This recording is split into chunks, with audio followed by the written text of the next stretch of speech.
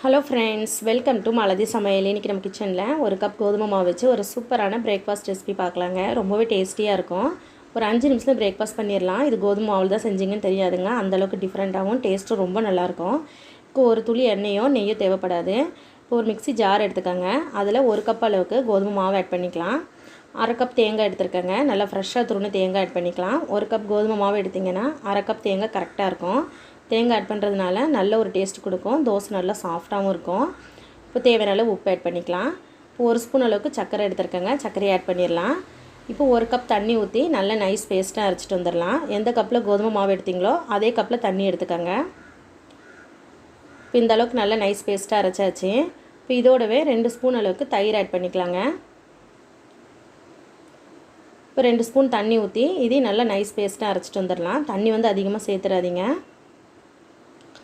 இப்போ அரைச்ச மாவை ஒரு பவுலுக்கு மாற்றிடலாம். மிக்ஸி அலசி ஒரு 2 ஸ்பூன் அளவுக்கு தண்ணி ஊற்றிடலாம்.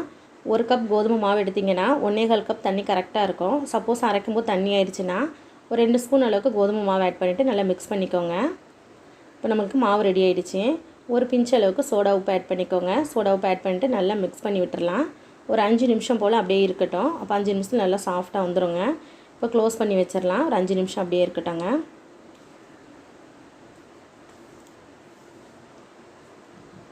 இப்போ ஒரு 5 நிமிஷம் போல் ஆயிருக்கு. ஓப்பன் பண்ணி பார்க்கலாம். மாவும் நமக்கு ரெடி ஆகிடுச்சு. இப்போ நம்ம தோசை தவாவும் சூடாக இருக்குது. தோசை தவாவில் ஊற்றிடலாம்.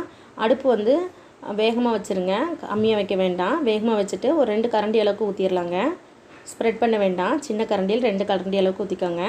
வேகமாக வைக்கும்போது தான் நல்ல பபிள்ஸ் ஃபார்ம் ஆகும். சிம்மில் வச்சிங்கன்னா பபிள்ஸ் ஃபார்ம் ஆகாது. அதேமாதிரி மாவு ஊற்றுனதுக்கப்புறம் உடனே க்ளோஸ் பண்ணக்கூடாது. க்ளோஸ் பண்ணாலும் பபிள்ஸ் ஃபார்ம் ஆகாதுங்க. இப்போ பாருங்கள், நல்ல பபிள்ஸ் ஃபார்ம் ஆகிருக்கு.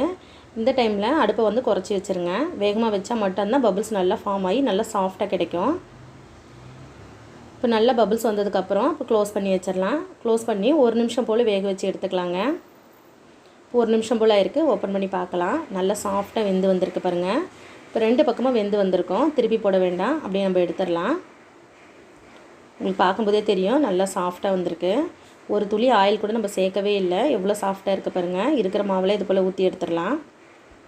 நம்மளுடைய தோசை சூப்பராக ரெடி ஆகிடுச்சு ஃப்ரெண்ட்ஸ். நம்ம எடுத்துருக்க அளவுக்குன்னு பார்த்தீங்கன்னா 8 தோசை கிட்ட கிடைக்கும். இந்த மெத்தடில் நீங்களும் ட்ரை பண்ணி பாருங்கள்.